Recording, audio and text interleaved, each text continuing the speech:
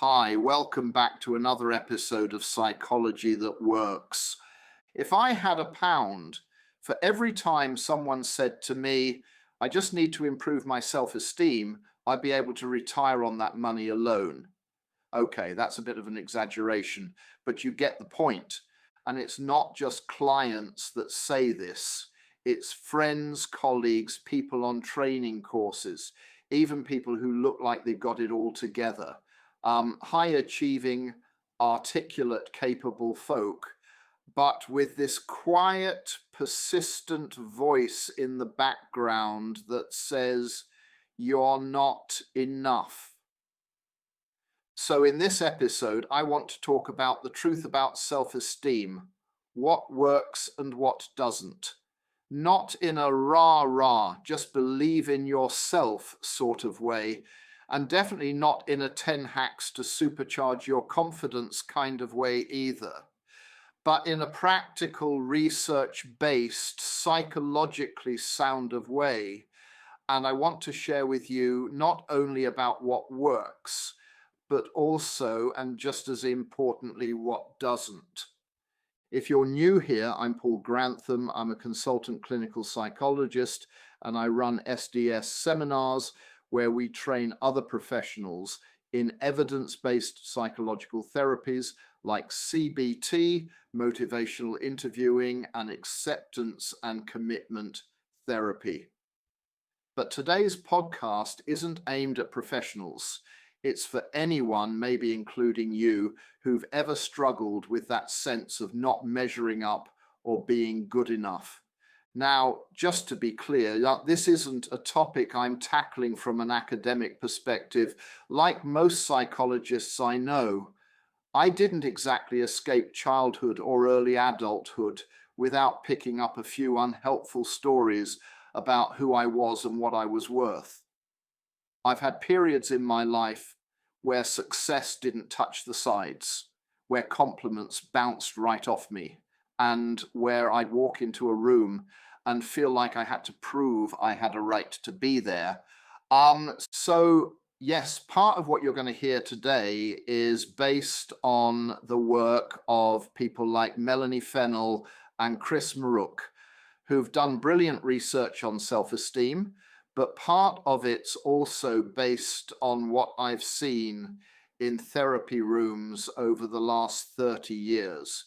And a bit of it is based on things I've had to learn myself the hard way. We'll look at how low self-esteem shows up in everyday life, at work, in relationships, in that constant mental self-commentary we all have. We'll look at where it tends to come from and why some of the things we try to fix it actually make it worse. And then I'll share 3 practical strategies you can try, not during this episode, but afterwards in your own time. And I promise there'll be minimal jargon and certainly no psychobabble, just real ideas with real life examples and anonymized case vignettes of clients I've worked with to bring it to life.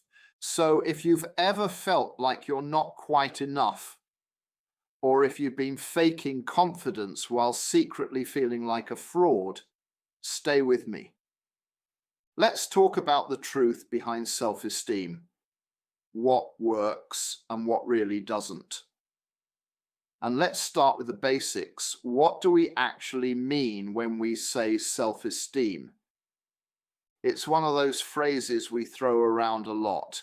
You'll hear people say, she's got really low self-esteem, or he's so confident, he must have loads of self-esteem. But here's the thing, confidence and self-esteem aren't the same thing, not even close. Confidence is usually about specific skills like I'm confident giving presentations or I'm confident driving on motorways. But self-esteem is broader. It's about how we see ourselves as a person, our sense of our own worth and value across the board. Think of it like the background music to your life. You might be doing different things, speaking up at work, going on a date, setting a boundary with someone, but self-esteem is the soundtrack playing underneath. And if that soundtrack is full of messages like, I'm not good enough, I'm a burden, I'm second rate, then even when things go well, it doesn't feel like it counts. Now, one of the most helpful models I've come across is from psychologist Chris Mrook. He breaks self-esteem down into two core ingredients: self-worth and competence. Self-worth is that felt sense that you matter, that you're acceptable, lovable, basically okay just as you are. Competence is the sense that you can do things, you can handle life, make decisions, contribute something, and good self-esteem, he argues, comes from having both. You need to feel valued and feel capable. Not necessarily perfect, but good enough in both domains. Let me give you a quick example. Picture Jess, a mid-30s project manager. Jess is smart, efficient, gets results. Her colleagues ask her to lead projects because they know she'll get things done. So from the outside, she looks confident, put together and sorted. But what Jess doesn't tell people is how often she second guesses herself, how she rereads every email 3 times before sending it, how she can't take a compliment without deflecting it.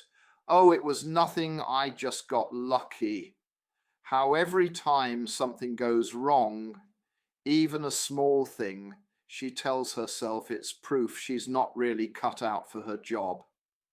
Jess has competence, but she doesn't feel it, and her self-worth is shaky. She's always waiting for someone to find out she's not as capable as she seems. That's not an uncommon story. In fact, it's one that I frequently hear from clients. Now, here's where it gets interesting and a bit annoying, frankly, because self-esteem isn't static. It's not like eye color or shoe size. It's shaped over time through experience, especially early experiences, things like how we were spoken to, how mistakes were responded to, how praise was given or withheld. And yet most of us walk around acting as if self-esteem is a fixed personality trait. I've always been like this. Or worse, we treat it like a character flaw. Why can't I just like myself more?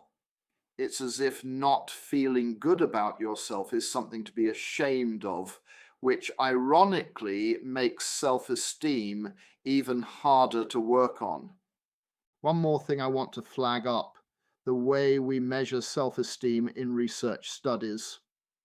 Usually it's through self-report scales, tick box questions like, I feel I have a number of good qualities, or I take a positive attitude toward myself. These are useful for researchers, but they don't always match how you actually experience self-esteem in real life. Because in real life, self-esteem isn't a number, it's a pattern. It's the lens through which you make sense of things. You get positive feedback, and instead of feeling proud, you assume they're just being nice or have an ulterior motive. You forget something minor, and instead of brushing it off, you spiral into self-criticism. You achieve something and your brain says, okay, well, it doesn't really count. It easily could have been so much better. In other words, low self-esteem isn't just about how you feel. It's about how you think, how you filter the world, and how you respond to yourself. And that's important because it means that improving self-esteem isn't just about boosting your mood or repeating affirmations in the mirror. It's about recognizing those internal habits and gently shifting how you relate to yourself. So to sum up this bit, self-esteem is your overall sense of self-worth and capability. It's different from confidence in specific areas.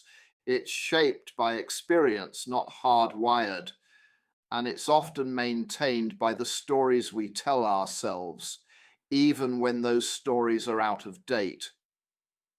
We're now going to look at how low self-esteem shows up, not just in your head, but in your relationships, your work life, your choices, and I suspect you might recognize more of it than you expect. So now that we've got a clearer idea of what self-esteem actually is, let's talk about where it shows up, because this isn't just an internal feeling or a psychological label. It has real effects on how you live. Low self-esteem doesn't usually walk into the room and introduce itself. Instead, it shows up in the background, in your decisions, in your relationships, in the way you talk to yourself when no one's listening. Let's start with work. This is probably the most common place I see self-esteem issues play out, especially in professionals. You might over-prepare for everything to avoid being found out. Apologize constantly, even when nothing's gone wrong. Avoid going for promotions or speaking up in meetings because you're afraid you'll be exposed as a fraud. One of my clients, Sarah, was in her early 40s and working in finance. Technically brilliant, clients loved her. But every email took her 20 minutes to write because she'd rewrite and double check and then rewrite it again. She was terrified of being seen as careless. The irony, no one else saw her that way. But her internal bar for good enough was set so high, it was almost impossible to reach. Now let's talk about relationships. Low self-esteem often means you're not quite sure what you're allowed to ask for. So you might avoid setting boundaries because you don't want to seem difficult, putting other people's needs first and ignoring your own. Stay in unhealthy situations because deep down, you're not sure you deserve better. I once heard someone describe it as walking around with an emotional discount sticker on your forehead. That idea that you're a slightly damaged version worth a bit less than everyone else. It's painful, but I think a lot of people relate to that, even if they'd never say it out loud. And then there's body image and how we relate to our physical selves. Low self-esteem can sound like, I don't look like the kind of person who should be doing that. I'll go swimming, start dating, wear what I want once I've lost the weight. People will judge me the moment I walk in the room. This isn't just about appearance, it's about identity. It's the belief that somehow you're just not the sort of person who gets to feel comfortable or confident. And then there's the self-talk, that quiet inner running commentary. It can be brutal, you know the kind of thing. Why did I say that? That was stupid. I'm so awkward. They probably think I'm annoying. Now, if someone followed you around saying those things out loud all day, you'd call it abuse. But when it comes from inside our own heads, we tend to just accept it as truth. And the cruel twist? Low self-esteem often hides in plain sight, because the people who struggle most with it are often the least likely to talk about it. They're the ones who keep things together, keep others happy, look polished on the outside, and feel frayed on the inside. It's like they're trying to outrun the self-doubt by being endlessly competent, endlessly agreeable, endlessly on top of things. But the goalposts keep moving. No amount of praise or approval ever quite sticks.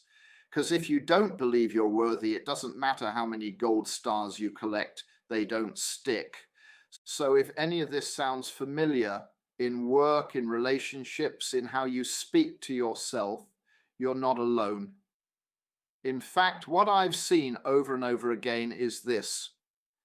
The people who look like they've got it together are often the ones questioning themselves the most. So if low self-esteem is this persistent sense that we're not good enough, the obvious next question is, where does that come from? Because let's be clear, no one is born with low self-esteem.